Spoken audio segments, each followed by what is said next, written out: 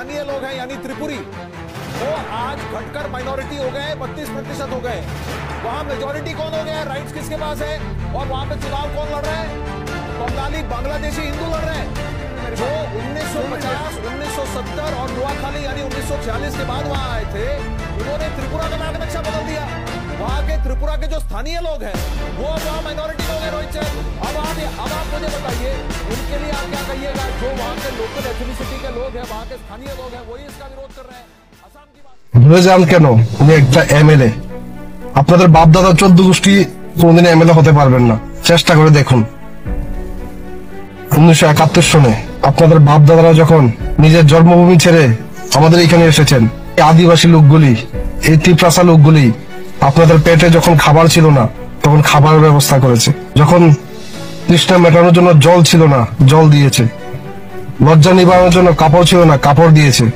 এই আদিবাসী লোকগুলি দিয়েছে, যিনি বর্তমান প্রেসিডেন্ট স্যার বিজয় কুমার রাঙ্খলকে নিয়ে কিছু কটূক্তি বাজে মন্তব্য করেছেন। আপনাদের উদ্দেশ্যে বলতে চাই, বিজয় কুমার রাঙ্খল প্রাক্তন এমএলএ, বর্তমান ত্রিপুরা মথা দলের সভাপতি, টিটিএডিসির চেয়ারম্যান। ওনাকে প্রাক্তন জঙ্গি নেতা বলা কতটুকু তাৎপর্য সেটা আপনারা বিচার করবেন।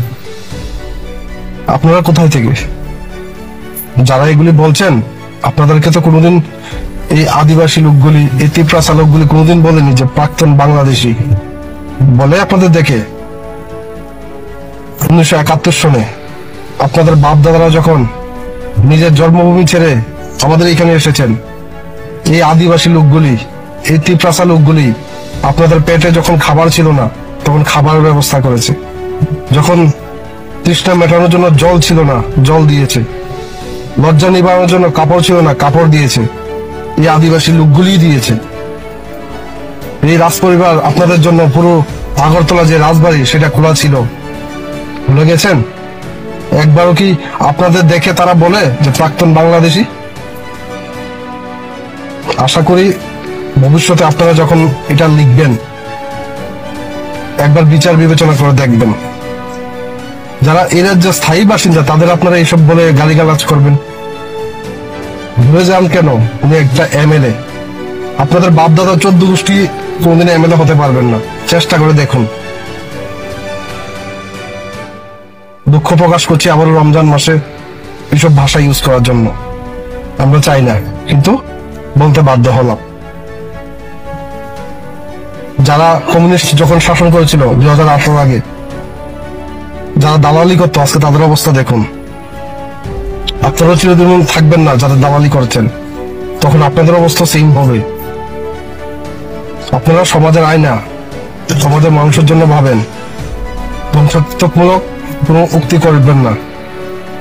যেগুলি দরকার সমাজের আয়না, গণতন্ত্রের চতুর্থ স্তম্ভ যদি ভাবেন, তাহলে ইমেজকে এভাবে ডাউন করবেন না। একটা বয়স্ক লোক জীবন মৃত্যু নিয়ে আইএলএস হসপিটালে ভর্তি, আপনারা ওনার বিরুদ্ধে এইসব মন্তব্য লেখেন। সবচেয়ে দুঃখের বিষয় হলো কয়েকটা নিউজ চ্যানেল যেটা দেখলাম আমি, কমেন্টে ওম শান্তি রিপ লিখছে। কারা লিখছে? ওই প্রাক্তন বাংলাদেশি লিখছে। আপনাদেরকে কেউ বলেনি তো বাংলাদেশি? আপনারা প্রাক্তন বাংলাদেশি। নিজের জন্মভূমি ছেড়ে কেউ আসে কোনোদিন? আসসালামু আলাইকুম, ক্ষমা চাচ্ছি রমজান মাসে এইসব কথা বলার জন্য।